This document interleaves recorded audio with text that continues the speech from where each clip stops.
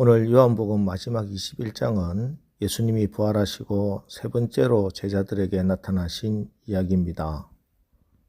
밤이 새도록 고기를 잡으려 했지만 헛당을 친 제자들에게 누군가 나타나 배 오른쪽에 그물을 던져라 말씀하십니다.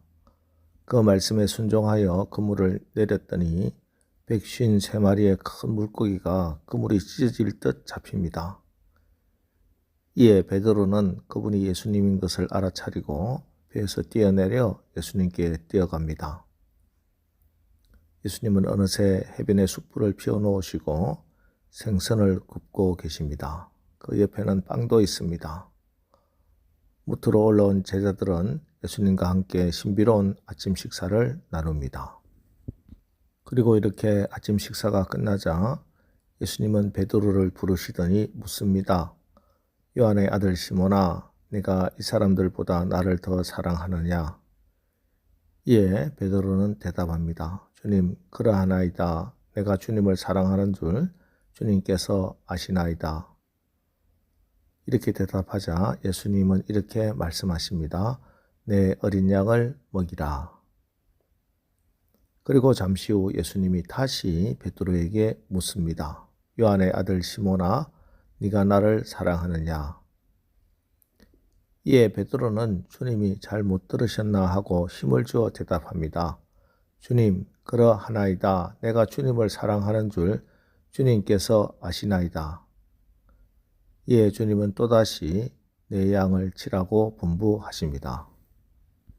베드로가 어물어물하는 사이 예수님이 세 번째로 물으십니다. 요한의 아들 시몬아, 네가 나를 사랑하느냐? 이 말씀에 베드로는 얼굴이 달아오르고 심장은 쿵쾅거립니다. 예수님의 이 말씀이 꼭 이렇게 말씀하시는 것 같습니다. 시몬아, 내가 다 안다. 너의 약함도 알고 너의 실패도 안다. 너의 죄도 알고 너의 한계도 안다. 너의 사랑 가지고 이 일을 감당할 수 없다는 것도 안다. 하지만 그 사랑을 가지고 시작해라. 아무 걱정하지 말라. 내가 너와 함께 할 것이다.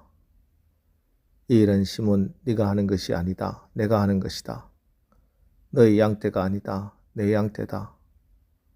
그냥 너는 나를 더 사랑하라. 그러면 나의 사랑으로 너를 채워줄 것이다.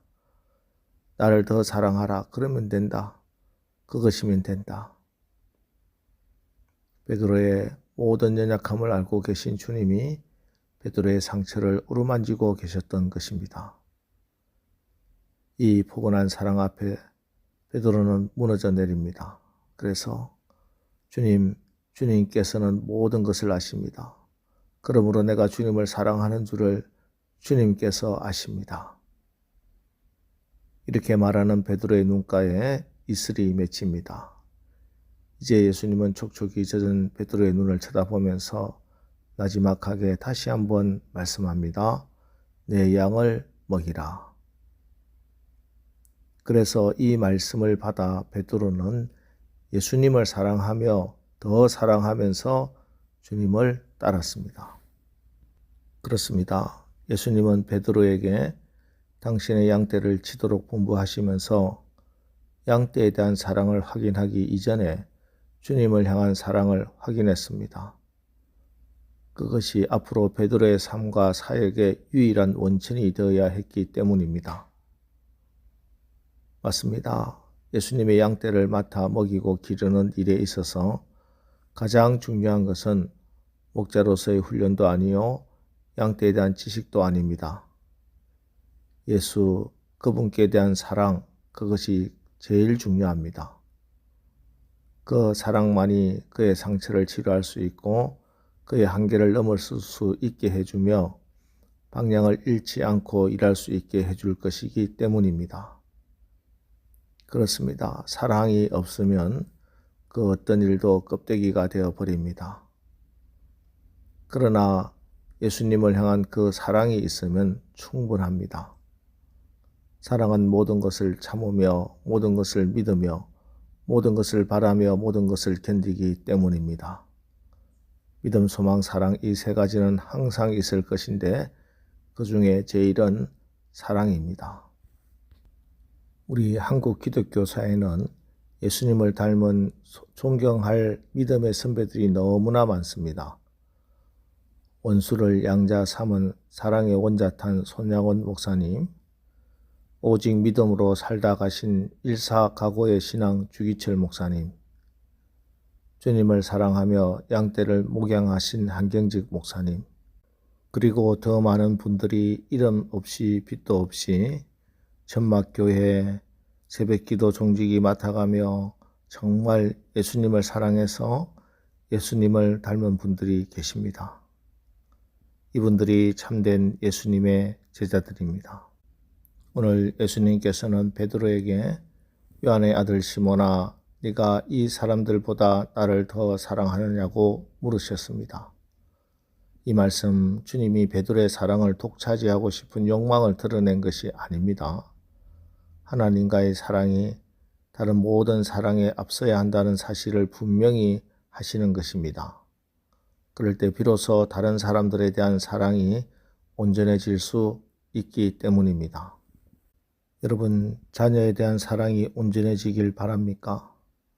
먼저 하나님의 사랑을 추구하시기 바랍니다. 순도 100%의 사랑에 비추어 보지 않고서는 자녀에 대한 나의 사랑이 욕심으로 변질되는 것 막을 도리가 없습니다. 부부가 서로 온전히 사랑하기를 바라십니까? 먼저 부부가 진실하게 하나님의 사랑을 구하시기 바랍니다. 하나님의 사랑을 경험하고 알아가는 것에 비례해서 부부 사이의 사랑은 순수해져 갑니다.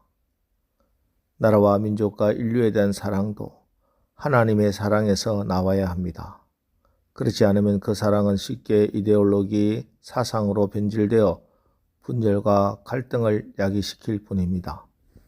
그러기 위해서는 예수님을 자주 만나야 합니다. 예수님과 많은 접촉이 있어야 합니다. 사랑은 단순히 감정의 문제가 아니라 인격과 인격과의 만남이기 때문입니다.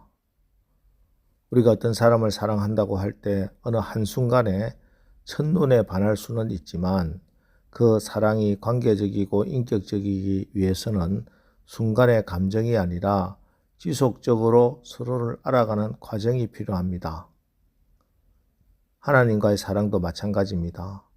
하나님과 인격적이고 깊이 있는 사랑은 하나님의 인격과 말씀을 신뢰할 수 있는 경험이 더해지면서 그 사랑이 더욱더 풍성해지는 것입니다. 그래서 하나님과의 사랑이 깊어지기 위해서는 주님의 몸된 교회에 자주 나와서 주님과의 기도가 많아지고 깊어져야 합니다. 우리는 하나님께 기도하고 그 기도의 응답을 통해서 하나님과의 인격적인 경험을 하게 됩니다.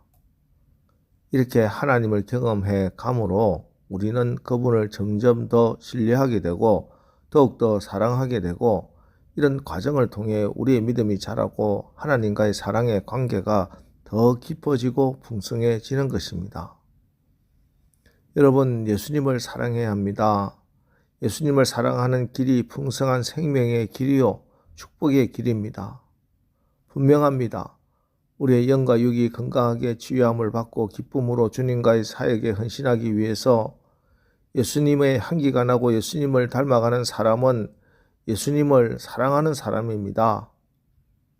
예수님을 사랑하면 우리 주변의 사랑의 관계들이 회복되고 하나님 나라가 임합니다.